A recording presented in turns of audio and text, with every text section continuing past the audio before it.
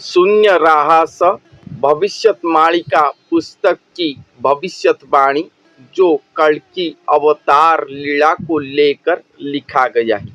आइए सुनते हैं। इस पुस्तक के प्रथम अध्याय पर लिखा गया है कि स्वयं कर्ता पुरुष इस कलियुग के अंत समय पर जोगी वेश धारण करेंगे, अपने धरती आकाश को रक्षा करेंगे, कली को ध्वंस करेंगे और सत्य युग को प्रतिष्ठा करके अपने कीर्ति को स्थापन करेंगे इस धरती पर। ये कलिकाल लता सम ये कलिकाल लता सम सारे पृथ्वी पर व्याप्त हुआ है। इसलिए ये कलिकाल की लता को काट डालेंगे और अपने सृष्टि को रक्षा करेंगे। ये सारे मानव जाति अचेत होकर रहे होंगे।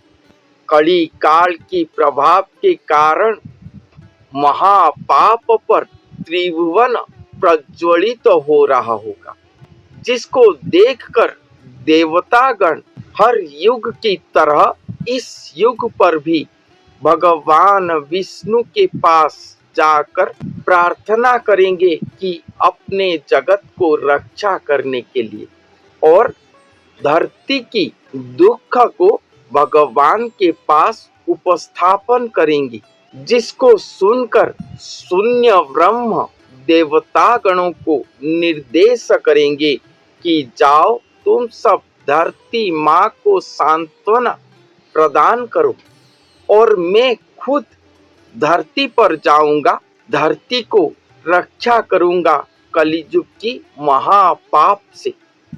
तब तक अपने क्रोध को संवरण करके स्वयं भगवान के आगमन के इंतजार करें।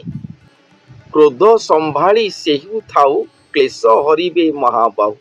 स्वयं महाबाहु प्रकाश होंगे और धरती के क्लेश को हरण करेंगे।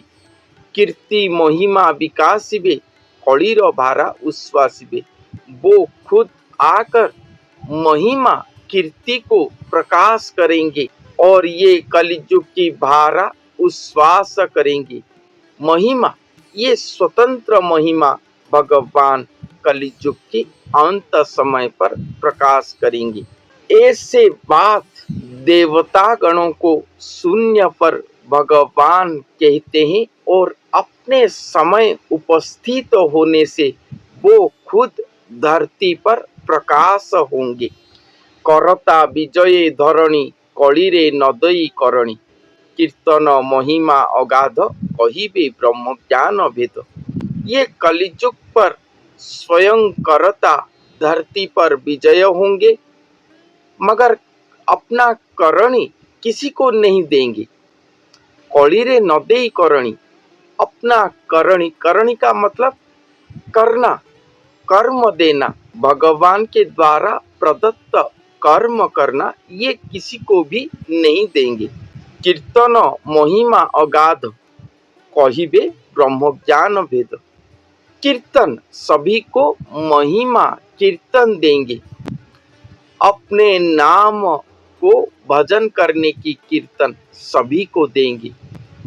उन्हीं के नाम भजन महिमा भजन के द्वारा, कीर्तन के द्वारा ही ये जगत कलिकाल से उद्धार हो पाएगा और ब्रह्म ज्ञान भेद को प्रकाश करेंगे।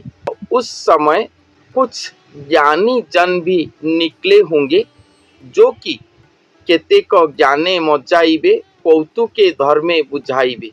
क्रिया करिकु करी दूर कर्म सात्विक ज्ञान सार। कर्म न कले ज्ञान नहीं, ज्ञान थिले ही भक्ति काहि।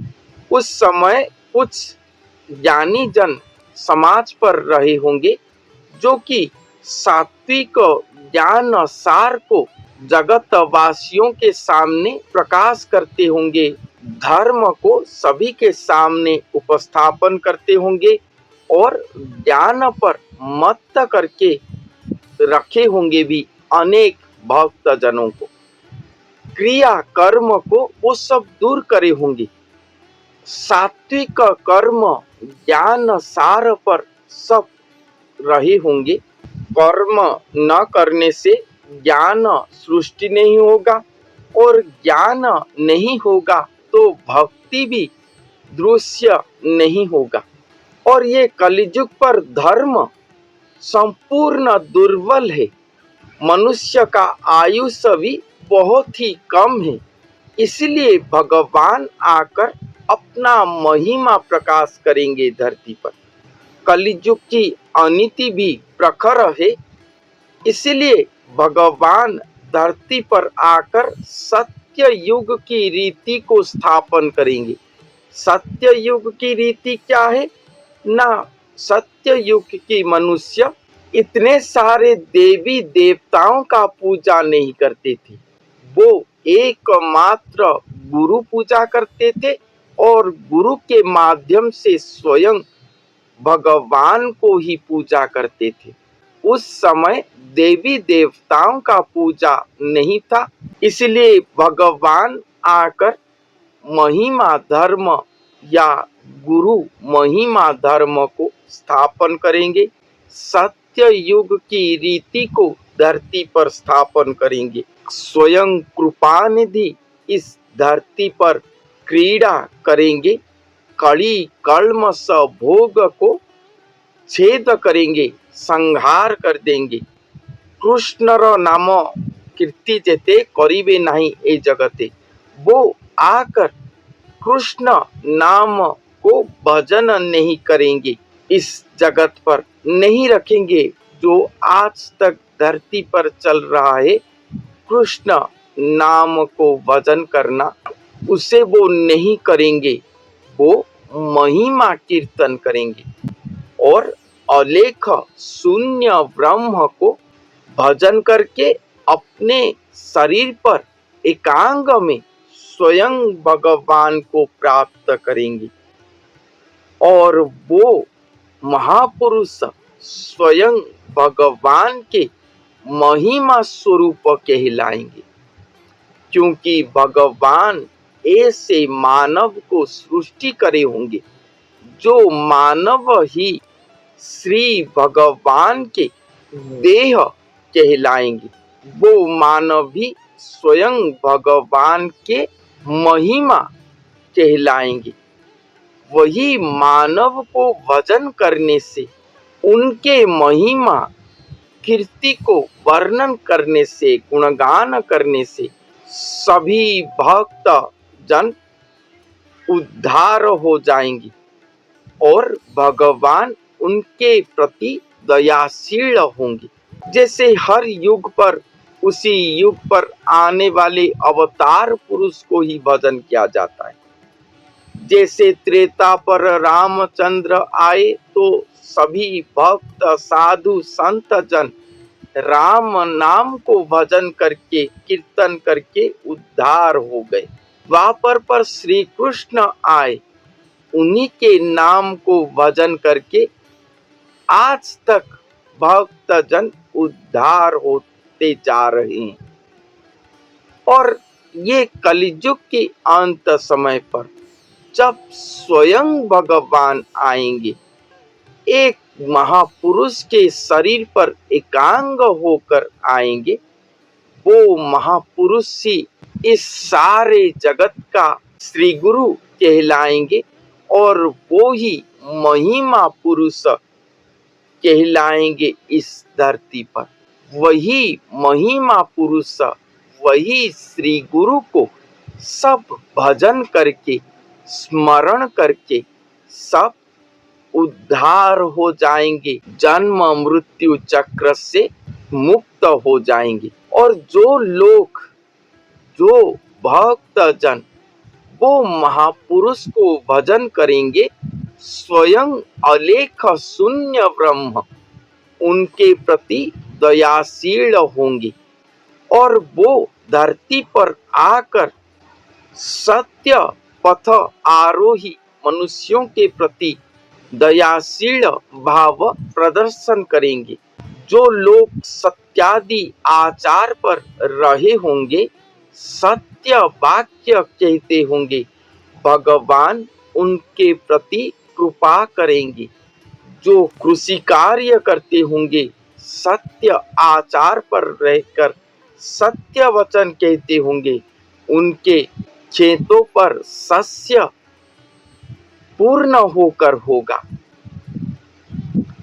ऐसे भविष्यवाणी इस पुस्तक पर लिखा गया है। कली की रुद्र वृक्ष मूले कुंभी बकले बांधी देले, कली की पाताले चपाई बलि की इंद्र पद दे।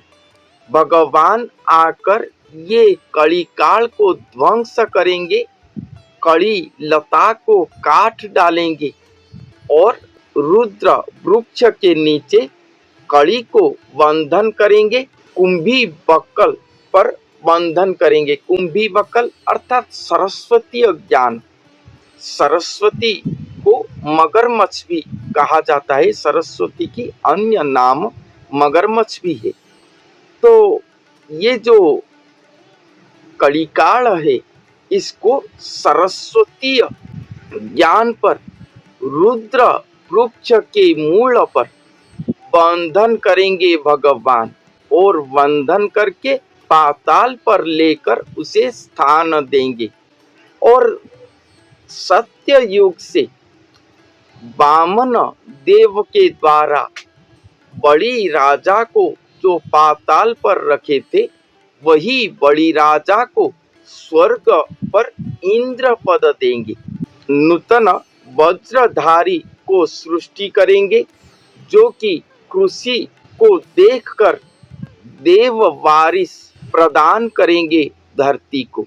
ऐसा भविष्यवाणी इस पुस्तक पर लिखा गया है। और ये कलियुग का आयुष जो 4,32,000 वर्ष कहकर वर्णन किया गया था वेद उपनिषदों पर, शास्त्रों पर, ये कलियुग की महाघोर पाप के कारण ये युग का आयुष क्षय जाएगा।